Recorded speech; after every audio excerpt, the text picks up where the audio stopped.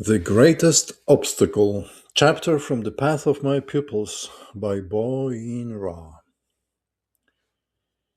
The Greatest Obstacle. The greatest obstacle for the seeker on their inner path is not exaggerated skepticism, always ready to cast premature doubt, but fear, which oppresses them in many kinds of masks. Even what is taken to be skepticism is for the most part fear trying to conceal itself in the cloak of a mania for doubt. Fear of falling victim to error, or even worse, fear of having to revise one's own view of life.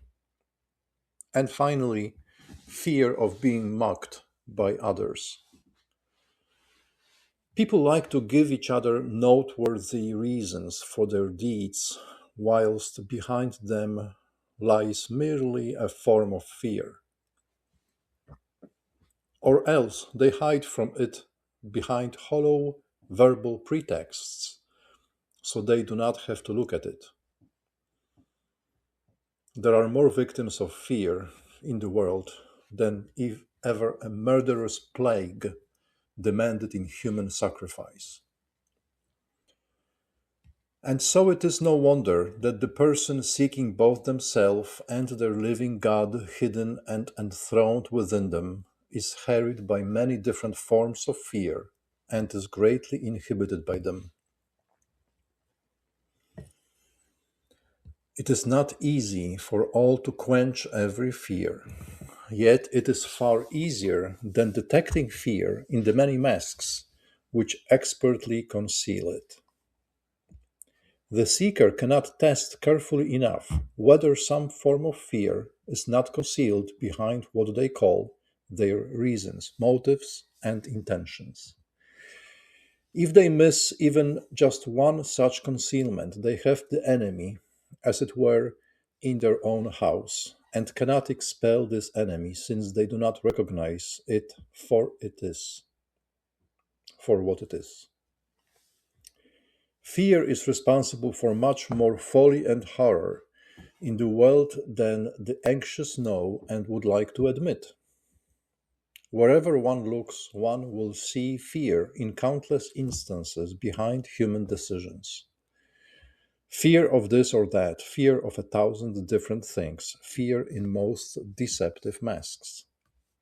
And so it enjoys tormenting the seeker above all in the form of fear of conscience, because they cannot comprehend that access to the eternal Spirit shall be open to them despite their faults and shortcomings.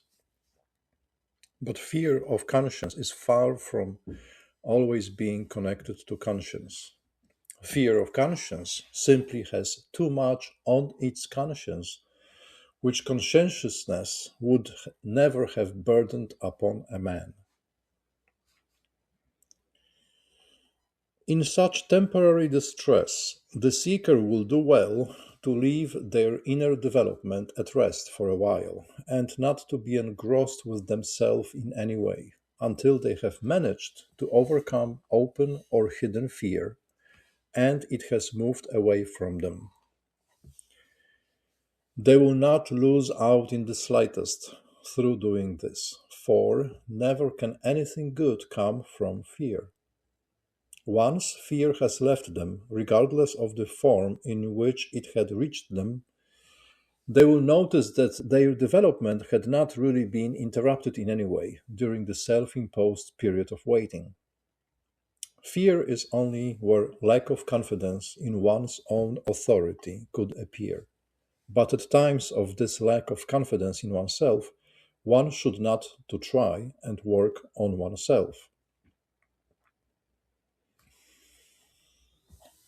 In vain will one search the whole world for some sort of beneficial act which has been carried out when possessed by fear. Wherever it is claimed that something good has come out of some fear, there is an oversight because one has not noticed the fact that subsequent good has received its power to emerge not from fear at all, but from the intervening moment of sudden victory over fear. Fear is even worse than mere fright because it blocks all the gaps through which courage could find access. Merely forgotten by fright, often only suddenly to be summoned forth with renewed power in the moment of remembering. But fear does not want courage. The fearful person regards this summons to discard their lack of courage as a hostile intervention into their supposed rights. Fear is like a condition of self hypnosis, from which there will only be a rapid awakening if there has been an energetic command in a period free of fear. One easily susceptible to forms of fear can hardly issue enough commands of this kind.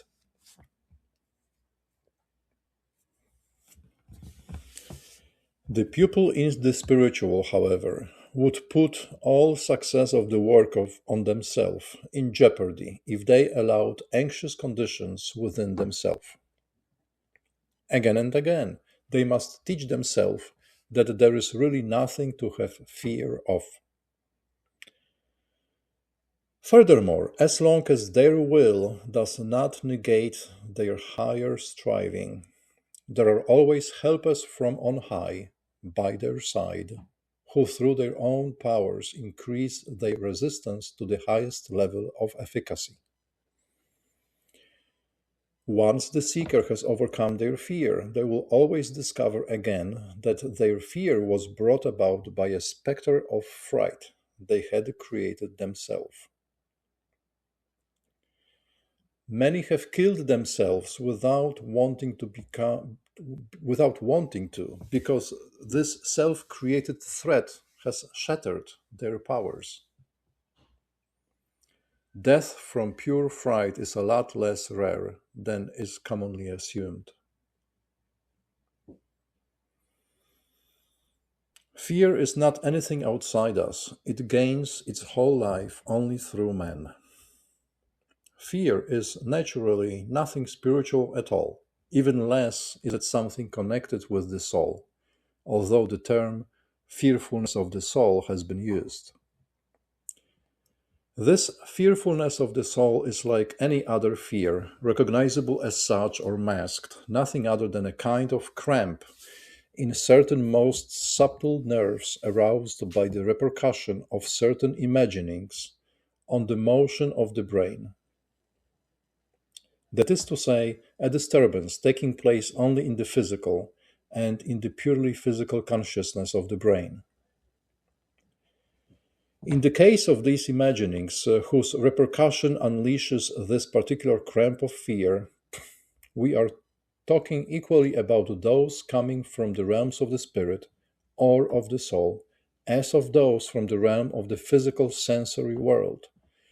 However, this must not tempt anyone into projecting the phenomenon of fear into realms of the soul or even the spirit. Fear will only be successfully fought against if the imaginings propagated by fear, effective in this very case, are clearly recognized, and the moments of fear brought about by these imaginings disintegrate through sober contemplation. Since these imaginings are not only different in each individual susceptible to fear, but can also change frequently in the particular individual, it is advisable to issue again and again that aforementioned command to the brain to awaken immediately from the cramp of fear that has set in. Thereafter, however, the fear-inducing imagining must be isolated in thought and examined as to its fear-producing moments.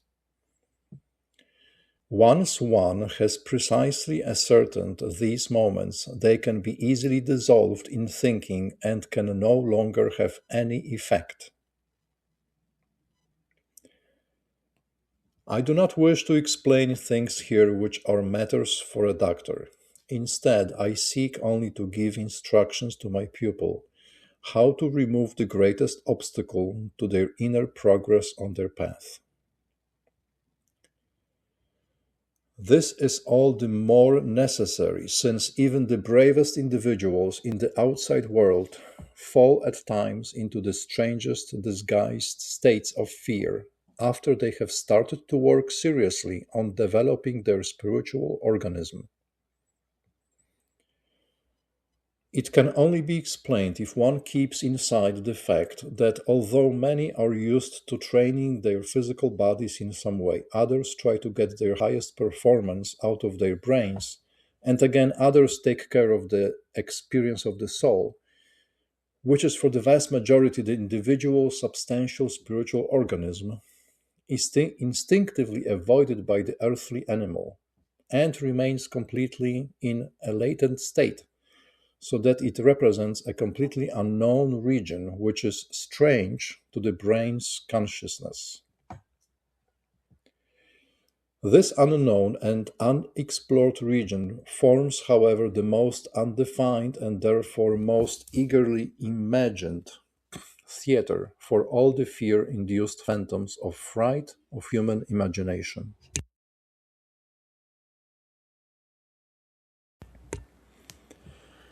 As long as these phantoms of fright, created from repositories in the brain of past children's fairy tales, from once believed claims of passed down religious systems, and from the imaginings of supposed or actual guilt committed by the individual, are not banished once and for all, it will be scarcely possible to make resolute progress on the inner path leading into the spirit. Hence grows the duty of the seeker to examine on a daily basis the actual motives of their thinking, speaking, and behaving, so that gradually they might recognize fear in all its guises and drive it from its hiding places. This is really a beneficial control over inner life and helps much more than all examination of conscience, seeking every splinter of true or only imagined guilt, thereby possibly becoming a curse to which the most conscientious personalities most readily fall prey.